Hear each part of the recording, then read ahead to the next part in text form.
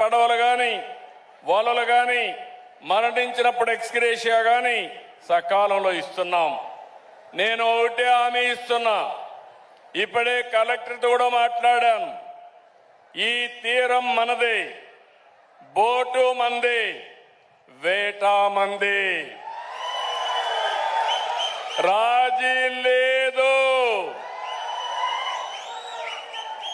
ఎవరైనా వస్తే వెంటాడతాం, వేటాడతాం తప్ప ఇక్కడికి అలో చెయ్యం. మర్యాదగా చెప్తాం, వాళ్ళు కూడా వినాలి. ఎవరెవరి హక్కులు వాళ్ళు కాపాడుకోవాలి. వాళ్ళ కోసం మన జీవనోపాధి కోల్పోవడం కరెక్ట్ కాదని మరొక్కసారి హామీ ఇస్తున్నా.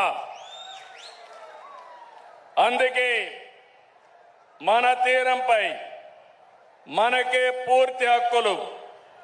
పొరుగు రాష్ట్రాల వాళ్ళు రావడానికి వీలు లేదు. పూర్తి నిఘా పెడతాం. ఎవరో బార్డర్ దాటి వచ్చినా వెనక్కి పంపిస్తాం. ఇప్పుడే చెప్పా, శాటిలైట్ తిరుగుతా ఉంటుంది. బోట్ ఎంటర్ అవుతానే కలెక్టర్కి మెసేజ్ వస్తుంది. అక్కడి నుంచి ఎవరిని అలో చేసే పరిస్థితి ఉండదని మరొక్కసారి మీ అందరికీ హామీ ఇస్తున్నా. మొన్నటి వరకు పెట్రోలింగ్ బోట్లు అడిగారు. ఇప్పుడు అంటున్నారు ఇది కాదు, ఒక 200 మెకనైజ్డ్ బోట్లు ఇస్తే